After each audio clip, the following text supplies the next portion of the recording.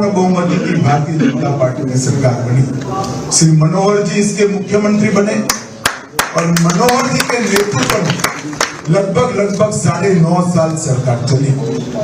जब पार्टी ने मनोहर जी को केंद्र में दायित्व देने का निर्णय किया, हमारे युवा मुख्यमंत्री को पार्टी ने बागडोर सौंपी और उनके नेतृत्व में तीसरी बार हमें चुनाव जीत कर आए। चुनाव देश भर के राजनीति के पंडितों के लिए आश्चर्य पैदा करने वाला चुनाव। सबने दिल्ली में एक आकलन लगा दिया था कि इस बार भाजपा की सरकार नहीं बनी, परंतु हरियाणा की जनता का मैंडेट भाजपा के पक्ष में आया। दिल्ली के राजनीतिक पंडितों के मन में जरूर आश्चर्य है, मगर मेरे मन में जरा भी आश्चर्य है। जिस तरह से 10 साल तक यहाँ भाजपा की सरकार चली और मनोहर जी ने इसका नेतृत्व किया, हरियाणा में पहली बार एक कल्पना बनी कि खर्ची और पर्ची के बगैर नौकरी मिली। यहाँ के कई सारे दिग्गज नेता मुख्यमंत्री तक नौकरियों के भ्रष्टाचार के कारण जेल में गए।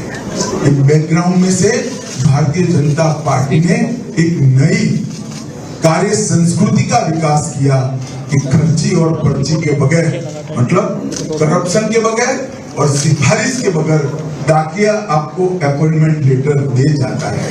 और उसने हरियाणा की ठेठ नीचे रहती हुई गरीब जनता के मन में एक विश्वास पैदा हुआ। हरियाणा में सालों से एक परंपरा थी, जो मुख्यमंत्री बनता था वो अपने जिले का बन जाता था, दूसरा मुख्यमंत्री बनता था वो अपने जिले का विकास करता था, समग्र हरियाणा विकास के लिए तरसता रहता। मनोहर जी के मुख्यमंत्री बनने के बाद समग्र हरियाणा के विकास की नींव पड़ी और समग्र हरियाणा के विकास, मैं तो आश्चर्यचकित हूँ जब इस चुनाव के पहले धर्मेंद्र जी के साथ में यहाँ पर आया, थोड़ा क्या क्या हुआ है। मैं आज सार्वजनिक रूप से कहना चाहता हूँ, कोई गांव ऐसा नहीं है जिस गांव में 8 करोड़ से कम विकास का खर्चा हुआ। मैं बड़ी योजनाओं की बात नहीं कर रहा, गांव के विकास के लिए कम से कम अगर कोई गांव में खर्चा हुआ है तो 8 करोड़। वही बताता है कि मनोहर लाल के नेतृत्व में भारतीय जनता पार्टी ने समग्र हरियाणा का विकास किया। पहले जातियों के आधार पर भी सरकार चली। भारतीय जनता पार्टी की कार्य संस्कृति जाति के आधार पर विकास की संकल्पना को खारिज कर, हम सर्वसमावेशी विकास में विश्वास है।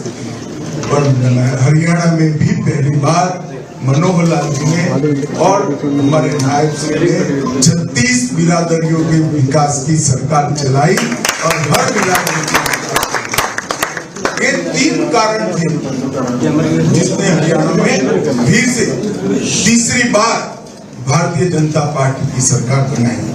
आज मैं बहुत हर्ष के साथ फिर से एक बार नायब सिंह जी को आप सबने नेता चुना है। पहले ही मोदी जी को देश की जनता नेता चुन चुकी है और आज हरियाणा में भी फिर से एक बार सरकार का गठन का रास्ता साफ हो गया है। तो तीसरी टर्म के लिए लगातार 15 साल के लिए यहाँ डबल इंजन की सरकार आएगी, जो हरियाणा का संपूर्ण विकास करेगी। हरियाणा ने इस 10 साल में मनोहर लाल जी के नेतृत्व में कई सारे विकास के काम, मैं पूरी गाथा तो नहीं बता सकता, मगर मैं कुछ चीजें जरूर बता। एक भ्रांति फैलाई गई कि किसानों को अन्याय होता है। मैं आज विपक्ष को इस मंच से कहना चाहता हूं, पूरे देश भर में 24 की 24 फसल खरीदने वाला कोई अगर एक राज्य है तो मेरी भारतीय जनता पार्टी के हरियाणा।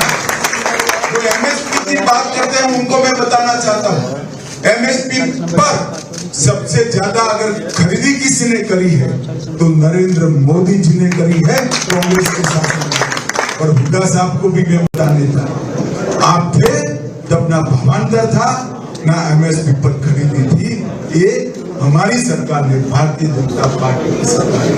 और आज मैं फिर से एक मेरा वादा दोहराना चाहता हूं, अग्निवीरों को भड़काने में विपक्ष ने कोई कमी नहीं। अग्निवीर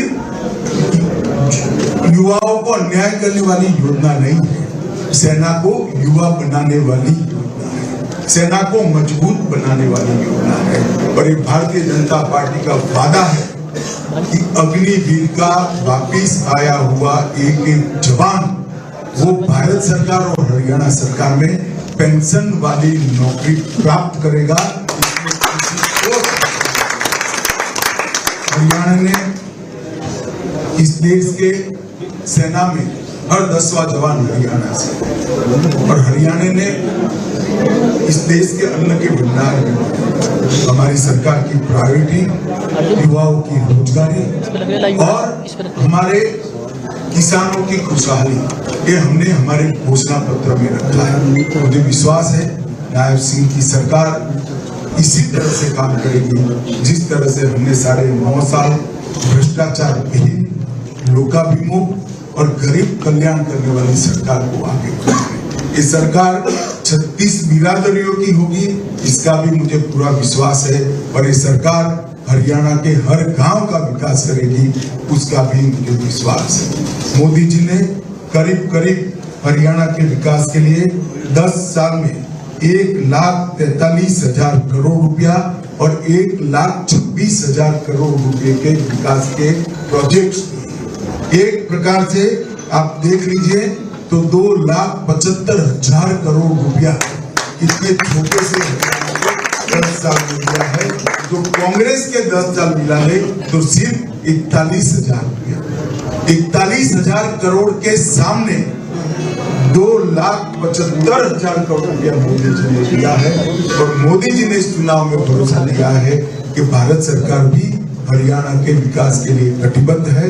अतः मैं हरियाणा की जनता को भी विश्वास दिलाना चाहता हूं, जो ऐतिहासिक मैंडेट आपने दिया है, भारतीय जनता पार्टी की सरकार आपको निराश नहीं करेगी। हर गांव का विकास होगा, हर व्यक्ति का विकास होगा, कानून और व्यवस्था की स्थिति भी चौबंद रहेगी और भ्रष्टाचार का नामो निशान रहेगा। मैं फिर से एक बार हमारे सर्वोच्च नेता मोदी जी को भी बहुत बहुत बधाई देता हूं, क्योंकि उनके नेतृत्व में भी हम चुनाव लड़े थे और एक ऐतिहासिक विजय प्राप्त करे हैं। हमारे सारे प्रभारी, चार प्रभारी, धर्मेंद्र भाई, विप्लव देव, हमारे सुरेश जी और पुनिया जी, चारों ने भी बहुत परिश्रम से चुनाव का आयोजन किया और आप सबने भी कठोर मेहनत कर विजय श्री की प्राप्ति की है। और नायब सिंह सैनी जिनके नेतृत्व में हम चुनाव लड़े और इतना बड़ा मैंडेट मिला है, सभी को बधाई, हरियाणा की जनता को बधाई। और नायब सिंह को